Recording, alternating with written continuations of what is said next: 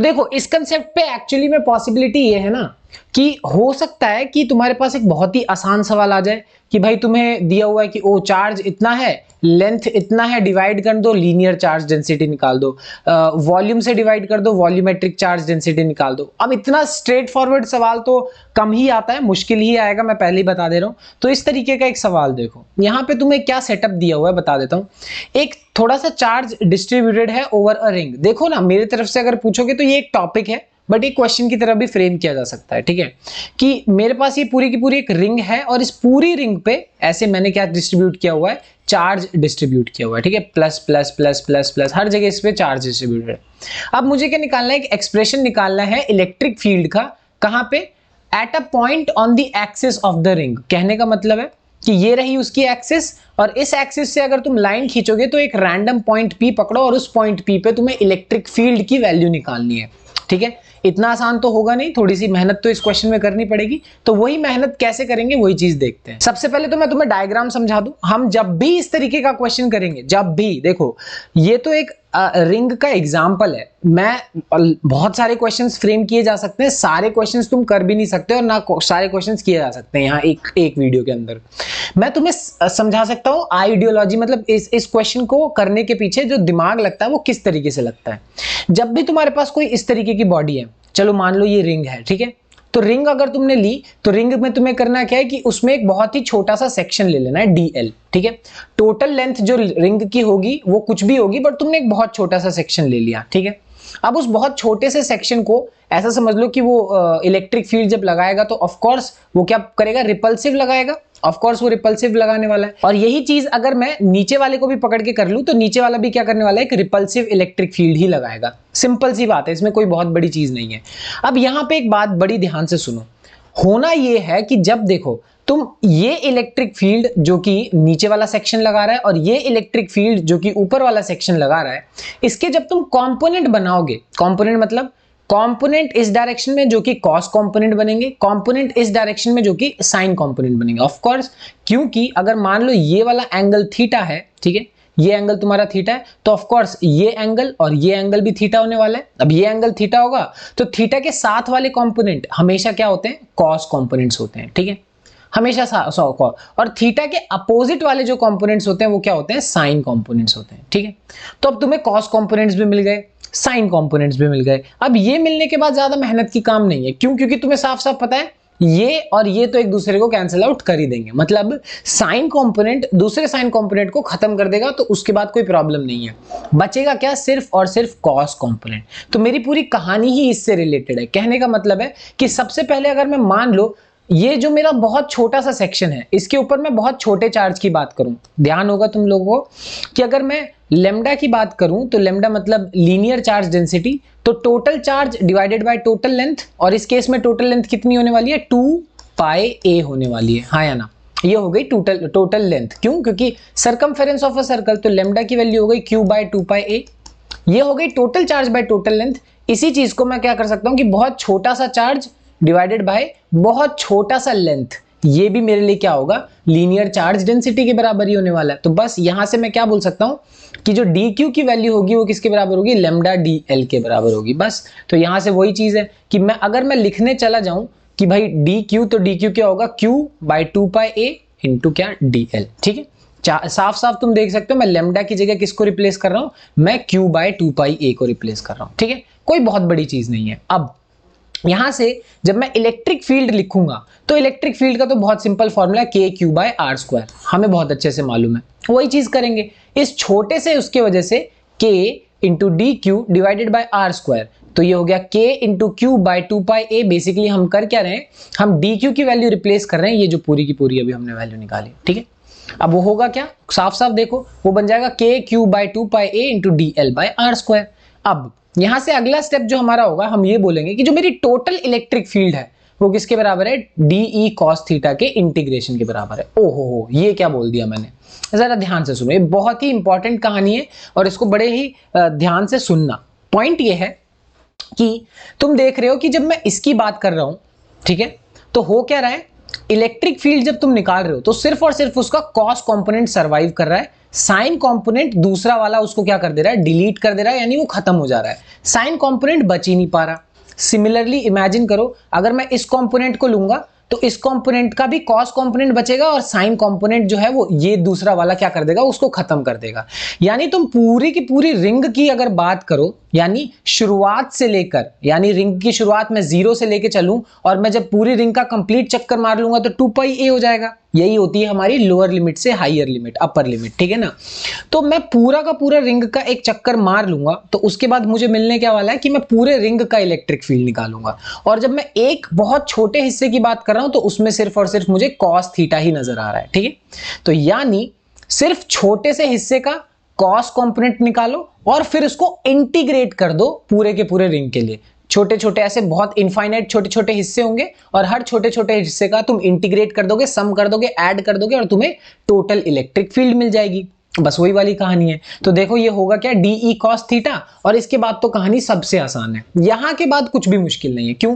DE की value मेरे पास already बड़ी खतरनाक सी वैल्यू यहां पे है, ऊपर हमने जो निकाल लिए वही हम यहां पे पुट कर देंगे, k × q / 2πa × dl/r², जो कि हमने ऊपर भी निकाल लिए, ठीक है।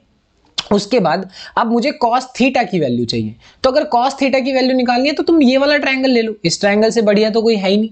अब इस ट्रायंगल में देखोगे तो ये रहा मेरा बेस, ये रहा मेरा हाइपोटेनियस, तो बेस डिवाइडेड बाय हाइपोटेनियस, ये क्या होगा, cos थीटा की वैल्यू, ठीक। ये आ गया। इससे होगा क्या कि r² × r³ के बराबर हो जाएगा, ठीक है। और x भी कांस्टेंट है, kq भी कांस्टेंट है, 2πa भी, सब कुछ कांस्टेंट है, तो वो बाहर आ गया।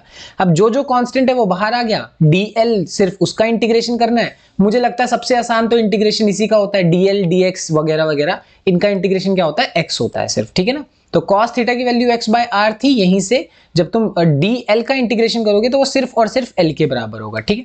अब इंटीग्रेशन करने के बाद सबसे पहले ये वाली चीज, तुम इस चीज को नोटिस करो, ये सेम चीज मैंने यहां पे लिखी हुई है कि kqx divided by 2πa × r³, ठीक है। बहुत बढ़िया। इसका इंटीग्रेशन करेंगे तो सिर्फ और सिर्फ l बचेगा।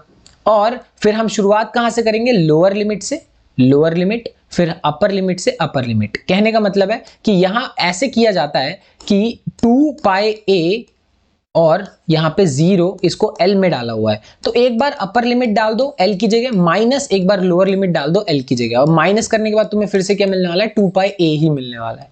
वही चीज करेंगे यहाँ पे कि भाई upper limit minus lower limit करने के बाद 2πa ही मिल रहा है, ठीक है। और यहाँ पे एक चीज और की जा सकती है कि अगर मैं r की वैल्यू को बड़ा ध्यान से देखूं तो r की वैल्यू क्या होने वाली है, सिंपल सी बात है, वो होगी √, यहाँ पे होगा वो √a² + x²। कैसे कैसे आने वाली है वो आएगी पाइथागोरस से। ये रहा परपेंडिकुलर, ये रहा बेस, और r हाइपोटेनियस है तो वो होगा। अब इस r की जगह तुम अगर प्लेस करोगे √a² + x² तो क्या बनेगा, √a² + x² उस पूरे की पावर 3। तो ऐसा भी बोल सकते हो कि √a² + x², ठीक है, और इस पूरे की पावर 3, और अगर ये रूट हटा दिया यहां से तो वो पावर क्या हो जाएगी, 2, है कि नहीं। मतलब रूट का मतलब होता है पावर 1/2, बस ये वाली कहानी है। तो यहां मैं लिख दूंगा, होगा क्या यहाँ पे कि सबसे पहली चीज ये मेरे लिए हो गया x² + a² की पावर 3/2, ठीक है, जहां पे r² की वैल्यू क्या है, x² + a² के बराबर है। ये तो आ गई हमारी इलेक्ट्रिक फील्ड की लगभग कहानी। इसके बाद की कहानी थोड़ी सी आसान है। क्यों? क्योंकि ये जो मेरे पास वैल्यू आई kqx, देखो kqx, ठीक है, 2πa से 2πa कैंसिल हो जाएगा, बचेगा क्या, सिर्फ x² + a² की पावर 3/2। तो मेरे हिसाब से ये भी एक गुड फॉर्मूला है, ठीक है। और इसी चीज को थोड़ा सा और डिफरेंट तरीके से भी लिखा जा सकता है कि भाई k की जगह मैं क्या लिख दूंगा, 1/4πε0 लिख दूंगा, ठीक है। तो ये भी गुड फॉर्मूला है, ये भी गुड फॉर्मूला है। बट अगर मुझसे पूछो ना, याद तो मत ही करो, ठीक है। रिंग वाला जो कंसेप्ट है उसको याद मत करो, कंसेप्ट समझ के चलो ना, तो इसे डिराइव करने में ज्यादा समय लगता नहीं है। अगर तुम्हें प्रैक्टिस है तो डिराइव करने में ज्यादा समय नहीं लगता। और मैं याद करने के लिए मना भी इसलिए कर रहा हूं क्योंकि तुम्हारे पास बहुत फॉर्मूले हैं। ये तो पहला चैप्टर है और इसमें इतने सारे फॉर्मूले, आगे और चैप्टर आने वाले, तो अगर फॉर्मूला याद करते बैठोगे तो प्रॉब्लम होती है। और अगर याद हो गया तो बहुत अच्छी बात है, अगर नहीं याद होता, कंसेप्ट समझ आ गया ना, तो कंसेप्ट जल्दी भूलते नहीं है। तो ध्यान रखो, कंसेप्ट अगर दिमाग में रह जाए तो ज्यादा बढ़िया है। अब इसी में हम स्पेशल केस एक लगा सकते हैं। ये जो हमारे पास फॉर्मूला आया वही इमेजिन करो कि अगर मान लो ये जो x की वैल्यू है वो a से बहुत बड़ी है। कहने का मतलब ये जो मेरे पास डिस्टेंस है सेंटर से ये बहुत ही ज्यादा दूर है, इतना दूर है कि ये जो a वैल्यू है वो उसके सामने बहुत छोटी लगेगी। अगर ऐसा होगा तो ऑफ कोर्स याद होगा तुम्हें, हमने ये चीज को नेग्लेक्ट करना है, और ये चीज नेग्लेक्ट करोगे तो एक्स स्क्वायर की पावर 3/2 आएगी और 2 से 2 कैंसिल आउट हो जाएगा, बचेगा क्या, एक्स क्यूब बचेगा, ठीक है ना। और एक्स क्यूब के ऊपर एक एक्स है और एक्स से एक्स क्यूब कट जाएगा, बचेगा क्या, 1/4 pi epsilon naught q by x square. ओ अगर तुम इस फॉर्मूला को जरा ध्यान से देखो तो ये सेम फॉर्मूला हम किसके लिए लिखते हैं, electric field due to a point charge, जो कि होता है के क्यू बाय आर स्क्वायर। तो तुम नोटिस करो इलेक्ट्रिक फील्ड एक रिंग का, ठीक है, बहुत ही दूर, अगर मैं बहुत दूर उस रिंग से मानूं, या फिर इलेक्ट्रिक फील्ड एक पॉइंट चार्ज का, वो बिल्कुल ही सेम होता है, ठीक है। तो यहां मेरा कहने का पॉइंट क्या है, पॉइंट सिंपल सी बात यह है कि इलेक्ट्रिक फील्ड की जो वैल्यू होगी वो एक रिंग के लिए उस रिंग से काफी दूर और क्या कहते हैं एक पॉइंट चार्ज के लिए बिल्कुल क्या होने वाली है, सेम होने वाली है। तो कंटिन्यूअस चार्ज डिस्ट्रीब्यूशन के कंसेप्ट में इतना ही। हालांकि मैं तुम्हें बोलूं ये कोई बहुत मेजर टॉपिक नहीं है, इस टॉपिक का यूज हम आगे आने वाले कुछ टॉपिक्स में करेंगे, जैसे आने वाले टॉपिक गॉस लॉ, फ्लक्स, वहां पे इस टॉपिक का कंटिन्यूअस यूज है। तो ये अपने आप में कोई बहुत इंपॉर्टेंट टॉपिक नहीं है, बट ये कह सकते हो एक सब पार्ट है, तो ये दूसरे टॉपिक्स में बहुत ज्यादा यूज होता है, ठीक है। बाकी जो भी है मिलते हैं अगली वीडियो में, बाय बाय। अब इसी तरीके का एक और सवाल करके देखते हैं। फॉर एग्जाम्पल यहां बोला ये है कि हमारे पास a charge wire is bent in the form of a semi circular arc of radius a, ठीक है। अब एक चार्ज वायर है जिसको हमने बेंड किया हुआ है एक सेमी सर्कुलर आर्क के फॉर्म में जिसका रेडियस ए है, ठीक है। तो सेटअप समझा देता हूं तुम्हारे पास में। इस तरीके का तुम्हारे पास एक सेमी सर्कुलर आर्क है, ठीक है। इसका जो रेडियस है तुम्हारे पास यहां से यहां वो ए के बराबर है। अब तुम्हें करना क्या है, इलेक्ट्रिक फील्ड निकालना है उसके सेंटर पे, मतलब इस सर्कुलर आर्क की वजह से सेंटर पे कितना इलेक्ट्रिक फील्ड होगा। तो जो हमने वहां किया वैसा ही कुछ यहां पे भी करने वाले हैं कि क्या हम एक बहुत ही छोटा सा एलिमेंट ले लेंगे और इस एलिमेंट की वजह से चेक करेंगे कि इलेक्ट्रिक फील्ड किस डायरेक्शन में है, तो ऑफ कोर्स इस डायरेक्शन में होने वाली है। और सिमिलरली जब हम इस एलिमेंट की बात करेंगे तो इस एलिमेंट की वजह से इलेक्ट्रिक फील्ड किस डायरेक्शन में होगी, इस डायरेक्शन में होने वाली है। ऑफ कोर्स फिर से वही कहानी कि इसके लिए जो मेरे पास यहाँ पे दोनों क्या बनाने वाले, कॉस कंपोनेंट और कॉस कंपोनेंट्स ऐड हो जाएंगे, और ऑफ कोर्स जो साइन कंपोनेंट होने वाले हैं वो अपोजिट डायरेक्शन में होंगे तो वो कैंसिल आउट हो जाएंगे। ये बिल्कुल सेम कहानी पिछले वाले में भी थी, सेम कहानी इस बार भी है, ठीक है। तो कोई बहुत बड़ी चीज नहीं है। अब यहाँ पे इसको करना कोई बहुत बड़ी चीज नहीं है। यहाँ पे ध्यान रखना, हम सेटअप इस तरीके से लेंगे कि यहाँ से लेकर यहाँ तक का जो लेंथ है वो बहुत छोटा सा dl, सिमिलरली यहाँ से लेकर यहाँ तक का भी लेंथ बहुत dl, ठीक है। अब अगर मान लेते हैं कि ये एंगल और ये एंगल, अगर यहाँ इस सेंटर वाली लाइन से एंगल जो ये है थीटा है और ये थीटा है, तो जो मैं छोटा सा एंगल लूंगा यहाँ पे, ये बहुत ही छोटा एंगल जो मेरे छोटे से आर्क को कवर कर रहा होगा, उसे हम डी थीटा और डी थीटा मान लेंगे, ठीक है। तो ध्यान रखना ये स्मॉल एंगल जो है, ये हालांकि बनाने के लिए हमने बड़ा बना रखा है बट ये बहुत छोटा होता है जो कि डी थीटा के बराबर है, और सिमिलरली ये भी जो है वो भी किसके बराबर है, डी थीटा के बराबर है, ठीक है। इलेक्ट्रिक फील्ड निकालेंगे, फिर से वही कहानी कि सबसे पहले इलेक्ट्रिक फील्ड निकालोगे तो कॉस कंपोनेंट्स को तुम्हें लेना पड़ेगा। कहने का मतलब है कि इलेक्ट्रिक फील्ड सिर्फ और सिर्फ ई कॉस थीटा जो कंपोनेंट्स हैं उनसे चलेगा। क्यों? क्योंकि यहाँ पे इसका कॉस कंपोनेंट और इसका कॉस कंपोनेंट, दोनों के कॉस कंपोनेंट ऐड हो जाएंगे और साइन कंपोनेंट एक दूसरे को कैंसिल आउट करने वाले हैं, ठीक है। तो अब इलेक्ट्रिक फील्ड निकालेंगे तो सिंपल सी बात है, मुझे सिर्फ और सिर्फ कॉस कंपोनेंट से मतलब है, मुझे साइन कंपोनेंट से ऑफ कोर्स कोई भी मतलब नहीं होने वाला, ठीक है। अब लिखेंगे तो यहाँ ध्यान रखना हम लिखते यही है कि के क्यू बाय आर स्क्वायर, ठीक है। उसके साथ हमें कॉस थीटा भी लगाना पड़ेगा क्योंकि कॉस कंपोनेंट भी है। बट जरा मैं इस Q की बात करूं, Q में भी क्या डी क्यू क्यों, क्योंकि मैं बहुत ही एक स्मॉल सेक्शन की बात कर रहा हूं।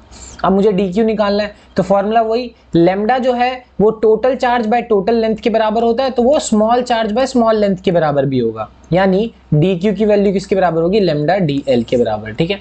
तो मैं इस डी क्यू की जगह रिप्लेस करके लेमडा टाइम्स डी एल भी कर सकता हूं, और वही चीज मैं यहाँ पे करने भी वाला हूँ। देखो कैसे कि डी क्यू की जगह मैं क्या करूंगा, लेमडा टाइम्स डी एल, ठीक है, divided by A square multiplied by cos theta.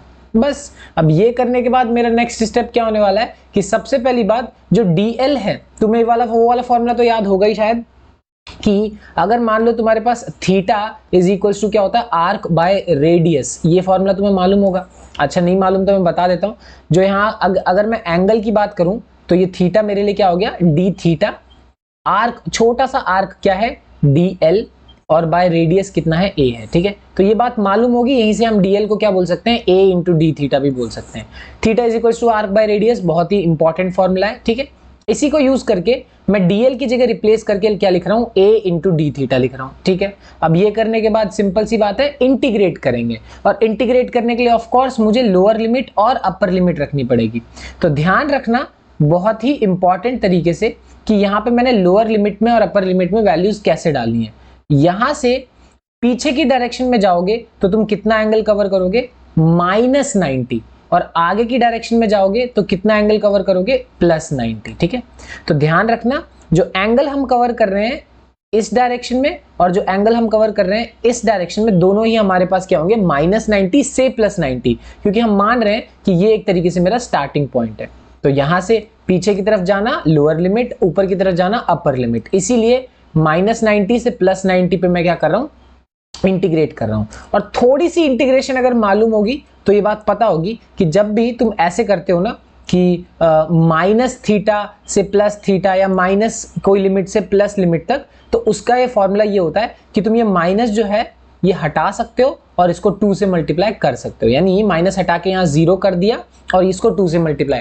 ये एक छोटी सी इंटीग्रेशन की कह सकते हो कि वो आइडेंटिटी है, अगर नहीं भी मालूम तो मैंने बता दी। ठीक है ना, कोई दिक्कत वाली बात नहीं है कि यही इसको हटाया, हटा के मैंने इसकी जगह क्या लगाया, 0 लगाया, और उसकी जगह मुझे क्या करना पड़ेगा, 2 करना पड़ेगा। ठीक है, चाहो एक्चुअली में चाहो ना तो नॉर्मल भी कर सकते हो, एट द एंड वो यही आने वाला है। ठीक है, कोई प्रॉब्लम नहीं है, वो 2 से मल्टीप्लाई हो ही जाएगा। क्यों, क्योंकि π/2 माइनस ऑफ -π/2 होने वाला है। ठीक है, ऐसे होगा, देखो कैसे कि π/2 माइनस ऑफ -π/2, ऑफ कोर्स वो 2 इंटू π/2 हो जाएगा, 2 टाइम्स हो जाता है, इसी वजह से ये वाली आइडेंटिटी निकल के आती है। ठीक है, अब इसकी वैल्यू हमने यहां से उठाई, सारी वैल्यू रखी 1/4πε0 lambda into a into cos theta into d theta by a square. ठीक है, ये करने के बाद अब अगली चीज हमारे पास क्या होगी कि जो जो कांस्टेंट है उसको बाहर निकालते हैं। ये कांस्टेंट है, कांस्टेंट है, ये कांस्टेंट, कांस्टेंट, ये सब कांस्टेंट है, बाहर ले लिया, बचा क्या, सिर्फ और सिर्फ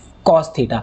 और कॉस थीटा का इंटीग्रेशन क्या होता है, साइन थीटा। ठीक है, लोअर लिमिट 0, अपर लिमिट π/2, तो ऑफ कोर्स जब तुम यहाँ पे लोअर लिमिट और अपर लिमिट रखोगे यानी साइन की वैल्यू क्या हो जाएगी, 90 माइनस साइन 0, ये होता है 1, ये होता है 0, ये ऑफ कोर्स 1 माइनस 0, ये एट द एंड कट पिटा के 1 ही आ जाएगा। ठीक, तो करा और वैल्यू पुट करी तो ये हो गया 2 into 1/4πε lambda by a into 1, और ये आ गया।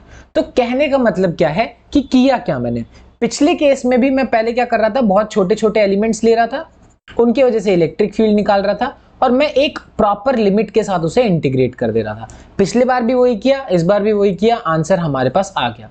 और इस तरीके के जितने भी क्वेश्चंस तुम करोगे, हर क्वेश्चन में मेथोडोलॉजी क्या रहती है, सेम ही रहती है। हाँ, तो अब एक ये सवाल देखते हैं, बहुत बढ़िया सवाल है, इसमें थोड़ा मैक्सिमा मिनिमा लगेगा, मतलब क्या है, चलो देख लेते हैं। For a uniformly charge ring of radius R, ठीक है, कि मेरे पास एक यूनिफॉर्मली चार्ज रिंग है जिसका रेडियस आर है, electric field on its axis has the largest magnitude. Okay, अब ये पॉइंट यहाँ पे ये है कि हमें लार्जेस्ट मैग्नीट्यूड कब मिलेगा। सबसे पहली बात, इलेक्ट्रिक फील्ड का फॉर्मूला क्या है हमारे पास, a q into h. H q बोल रहा हूँ यहाँ पे क्योंकि एट अ डिस्टेंस एच बोला है, फ्रॉम एक्सिस से जो डिस्टेंस है वो एच है। ठीक है, और जो रिंग का रेडियस है वो आर है। अब यहाँ पे मुझे ये बोला है कि मुझे इलेक्ट्रिक फील्ड की मैक्सिमम वैल्यू कब मिलेगी। ठीक है, अब इसको समझने के लिए ना बहुत एक इंटरेस्टिंग कंसेप्ट यूज होता है, अगर तुम्हें पता है तो अच्छी बात है, नहीं पता तो मैं बता देता हूँ। यहाँ हम यूज करते हैं मैक्सिमा मिनिमा का कंसेप्ट। कहने का मतलब कि ये जो है हमें मैक्सिमम वैल्यू तब मिलेगी जब dE by D H, basically अगर मैं डिफरेंशिएशन करूंगा इलेक्ट्रिक फील्ड का h के रिस्पेक्ट में, और जब वो 0 होगी, मतलब उससे जो वैल्यू निकल के आएगी वो मुझे मैक्सिमम वैल्यू देगी।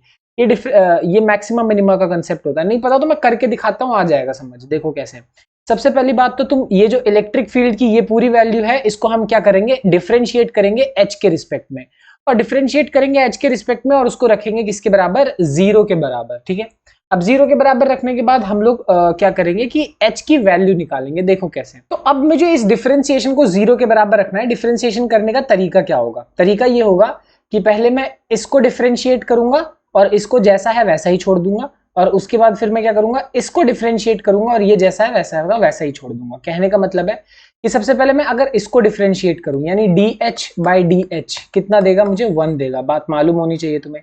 और मैं अगर इसको जैसा है वैसा ही छोड़ दूं तो क्या बनेगा, r² प्लस h² की पावर -3/2। ध्यान रखना यहाँ इंपॉर्टेंट ये है कि जो KQ है वो क्या आ जाएगा, बाहर आ जाएगा। तो KQ अगर बाहर आ गया ये इस तरीके से, तो बनेगा क्या अंदर, R square plus H square की पावर -3/2, ठीक है, क्योंकि ये डिनोमिनेटर में ऊपर जाएगा तो नेगेटिव हो जाएगा।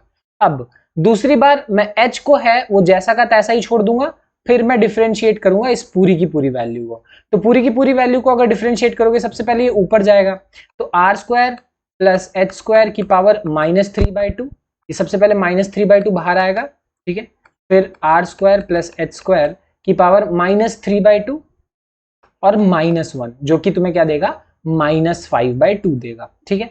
और ध्यान रखना ये तो तुमने पूरे को करा, फिर अंदर जब तुम इस पूरे को करोगे तो इसमें ये तो कांस्टेंट है तो इसका डिफरेंशिएशन तो क्या आएगा, 0। और रही बात एच स्क्वायर की, तो एच स्क्वायर का अगर डिफरेंशिएशन करोगे तो वो क्या देगा तुम्हें, 2h देगा, हाँ या ना, तो 2h देगा, इसीलिए मेरे पास यहाँ पे क्या लिखा हुआ है, 2h लिखा हुआ है, ठीक है। अब देखो जरा नोटिस करो कि यहाँ पे 2h और h को मल्टीप्लाई करेंगे तो वो क्या बन जाएगा मेरे पास, क्या कहते हैं, एच स्क्वायर बन जाएगा। बट यहाँ इंपॉर्टेंट बात यह है कि मेरे पास 2 से 2 कैंसिल होगा, तो मेरे पास बना 3h into H, 3h square, ठीक है। अब यहाँ इंपॉर्टेंट ये है कि तुम ये पूरी की पूरी वैल्यू को कांस्टेंट बाहर ले सकते हो, यानी R square plus H square की पावर -3/2 पूरा बाहर कॉमन ले सकते हो। इसमें से अगर मैं मान लो 3/2 कॉमन ले लूं, ठीक है, तो 5/2 में से, अभी तुमने देखा था 5/2 में से अगर 3/2 कॉमन ले लो या फिर एक तरीके से हटाई दो, तो बचेगा क्या, 2/2, यानी क्या बचेगा, 1 बचेगा, यानी बचेगा क्या, R square plus H square की पावर 1 बचेगा, कहने की बात -1, और -1 बचेगा, इसीलिए वो क्या चला गया डिनोमिनेटर में, ठीक है, इतना आया। अब ये चीज 0 के बराबर है, तो मैं इसको तो 0 के बराबर रख नहीं सकता, क्योंकि इसको रखने पे ना मेरे पास h की एक नेगेटिव वैल्यू आ रही है, चेक करके देखो, h कहीं ना कहीं -r कुछ कुछ के बराबर होगा, है कि नहीं, पॉसिबल ही नहीं है, पॉसिबल ही नहीं है। तो मुझे क्या करना पड़ेगा, ये वाली जो वैल्यू है इसको 0 के बराबर रखना है, यानी 1/1 - 3h square by R square plus H square को जैसे ही मैं 0 रखूंगा तो होगा क्या, ये जो चीज है नेगेटिव में ये उस साइड जाएगा तो पॉजिटिव हो जाएगा, पॉजिटिव होने के बाद फिर आर स्क्वायर को मल्टीप्लाई करोगे तो बनेगा क्या, R square plus H square is equal to 3h square, ठीक है, कहने का मतलब 2h स्क्वायर किसके बराबर है, आर स्क्वायर के बराबर। और फाइनली मेरे पास मैं ये चीज बोल सकता हूँ कि जो h की वैल्यू है वो किसके बराबर है, r/√2 के बराबर है, ठीक है। ध्यान रखना, तो मेरे पास ये आंसर आया। ये क्वेश्चन काफी इंपॉर्टेंट है, इसमें डिफरेंशिएशन थोड़ा सा महंगा डिफरेंशिएशन है, बाकी तो ये क्वेश्चन का कंसेप्ट यही रहेगा कि जब भी तुम्हें मैक्सिमम वैल्यू निकालनी है तो उसको डिफरेंशिएट करो और 0 के बराबर रख दो, ये मैक्सिमम मिनिमम का कंसेप्ट है। तो आज की वीडियो में इतना ही, मिलते हैं अगली वीडियो में, बाय बाय।